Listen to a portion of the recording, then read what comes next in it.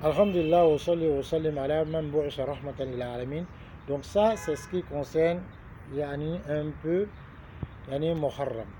Mais quant aux jeunes du mois de Muharram, ou alors même aux jeunes de Ashura, Ashura c'est comme le nom l'indique, c'est le 10e jour du mois de Muharram. Alors, comment est-ce que c'est venu? Ou alors, comment est-ce que le jeûne durant Ashura est venu? Ça a connu 4 étapes. La première étape, c'est la hadith Aïcha radhiyallahu rapportée par Bukhari et Muslim, où elle dit que les Quraysh, avant l'islam, gênaient le jour de Ashura et Rasul même le gênait avec eux, sans même ordonner à quiconque de le gêner. Donc ça, c'est la première étape. Rasul gênait sans ordonner quelqu'un de gêner. Deuxième des choses, quand Rasul est arrivé à Madina, il a trouvé les Juifs en train de gêner. Il leur a dit, mais vous jeûnez ce jour. Pourquoi vous jeûnez ce jour? Ils ont dit, c'est le jour durant lequel Moussa a eu la victoire sur Pharaon et que Pharaon a été noyé. Donc nous le jeûne pour remercier Allah. Et Rasoul a dit, nous sommes plus en droit d'appartenir à Moussa que vous. Et Rasoul l'a gêné et a ordonné de le gêner.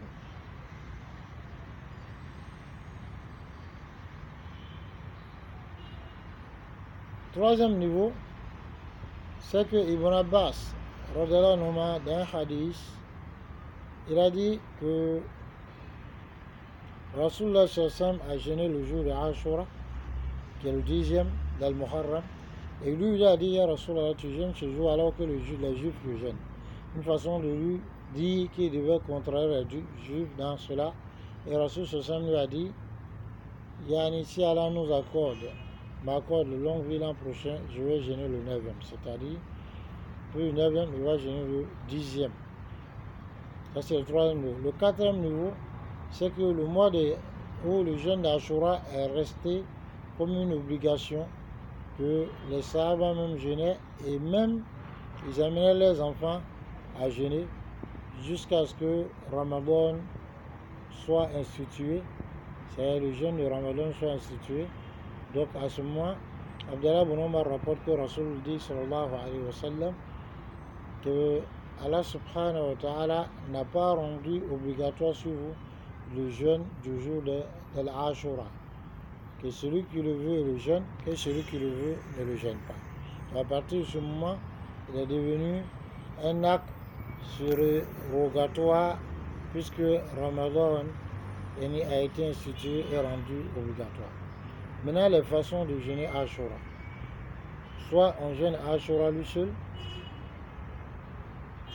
conformément au hadith, qui dit, hadith Abu Qatada, rapporté par Muslim, qui dit que Siyamu Yawmi Ashura yukaffiru as-sanna al-madiya. Le jeûne du jour de Ashura, Abu Qatada, hadith Abu Qatada, où Rasul sallallahu alayhi wa sallam, hadith est rapporté par Muslim, dit que le jeûne du jour de Ashura efface les péchés d'une année, les péchés de l'année passée.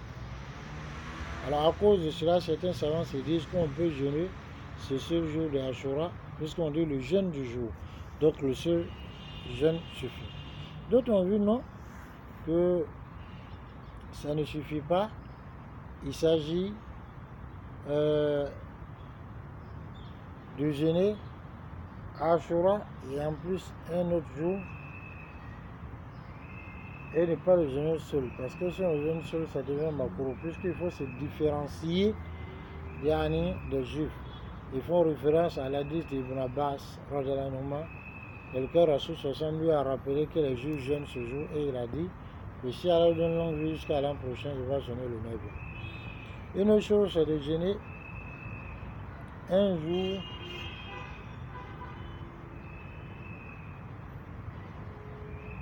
avant et un jour après. Les savants comme Ibn Seymin, ils ont dit c'est ce qui est plus complet. Un jour avant et un jour après et le jour de Ashura lui-même. Donc ça devient 3 jours. Se base sur cela, sur le hadith rapporté par l'imam Ahmed, où Rasul a ordonné de jeûner un jour avant et un jour après. Mais d'autres savants ont dit que cette partie du hadith est da'if, donc on ne met pas en pratique.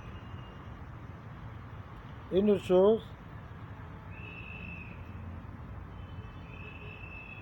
c'est de jeûner le 8, le 9 et le 10.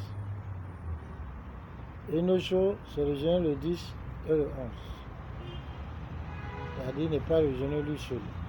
À la cour de Hal, les savants ont dit beaucoup de choses, mais on espère pour celui qui jeûne le seul jour de Ashura qu'il aura la récompense escomptée dans le hadith, sauf qu'on trouve qu'il est meilleur, comme Rasul Sallam lui a dit, le hadith Ibn Abbas, si Allah lui donnait longue vie, hadith sur lequel d'ailleurs il n'y a pas de doute, si Allah lui donnait longue vie, il allait jeûner le 9e. Donc il s'agit en plus donc, du 10e, il allait jeûner le 9e, et beaucoup de savants ont dit que c'est ce qui est meilleur, même si les autres ont trouvé que jeûner les 3 jours, le 9e, le 10e et le 11e c'est complet, mais des savants ont trouvé que jeûner le 9 et le 10 c'est ce qui est meilleur, et nous sommes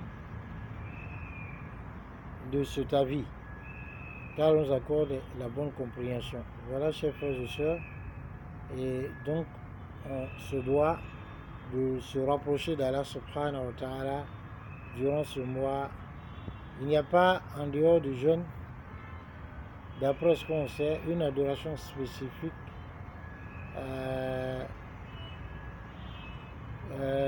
avec laquelle les textes sont venus, qu'on peut faire et qui a un mérite spécifique.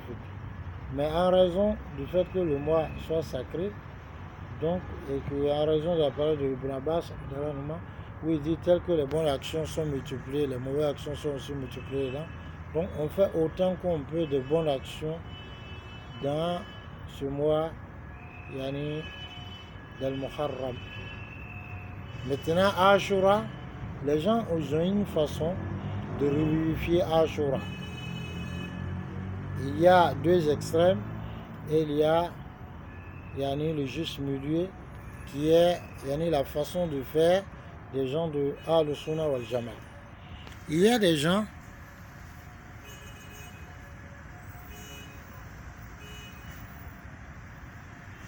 comme les juifs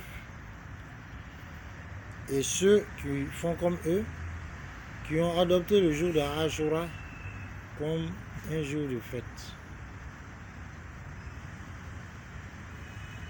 Donc ils partagent des gâteaux, ils font des largesses à leur famille, des largesses qu'ils ne leur faisaient pas avant.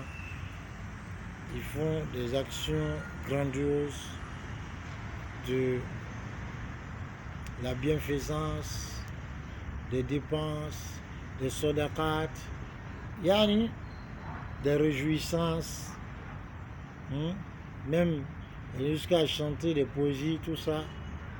Yani, ils se réjouissent comme si on était dans un jour de fête. Et ça, c'est des gens donc qui ont contrarié la bida par une autre bida. Puisque c'est un chiite, alors commémore ce jour-là avec tristesse. Donc des gens cherchaient à les contrarier, mais en faisant une autre bida, alors que cela ne résout pas le problème. Parce que toute bida qu'on fait, elle fait mourir une sunna. Donc voilà pourquoi il faut faire attention. La deuxième extrême, c'est celle des chiites qui, eux, estiment que ce jour de Ashura correspond, puisque ça correspond au jour où Al-Hussein a été tué. Donc, ils, radiyallahu anhu, manifestent la tristesse, le mécontentement en ce jour. Certains on les montre, ils sont en train de se déchirer, de se torturer par le feu. Allah subhanahu wa ta'ala n'a jamais demandé cela. Que des gens se torturent pour d'autres, même si on a un amour extrême, mais c'est un amour avec. Le juste milieu, c'est celui des gens de la Sunna qui se sont contentés de reconnaître que ce jour de Ashura est un grand jour en raison de tout ce qui a été dit comme ahadith dessus comme mérite. Et même dans la hadith, ils ont dit que c'est le jour où Moussa alayhi salam a été sauvé, mais qui n'ont pas institué quelque chose eux-mêmes, ou n'ont pas inventé quelque chose eux-mêmes, n'ont pas suivi leur passion, mais ont plutôt suivi la sunna de Rasul sallam et se sont limités à elle en jeûnant ce jour-là. Peu importe qu'on ait jeûné un jour avant et Ashura, ou Ashura seul, ou même un jour avant Ashura et un jour après, l'essentiel, ils se sont contentés de jeûner le jour de Ashura, comme Rasulullah sallam l'a ordonné, et comme lui-même il a parlé de ça en mérite. Donc voilà, chers frères et sœurs, le juste milieu qu'il faut chercher à prendre. Assalamu alaikum wa rahmatullahi wa barakatuh.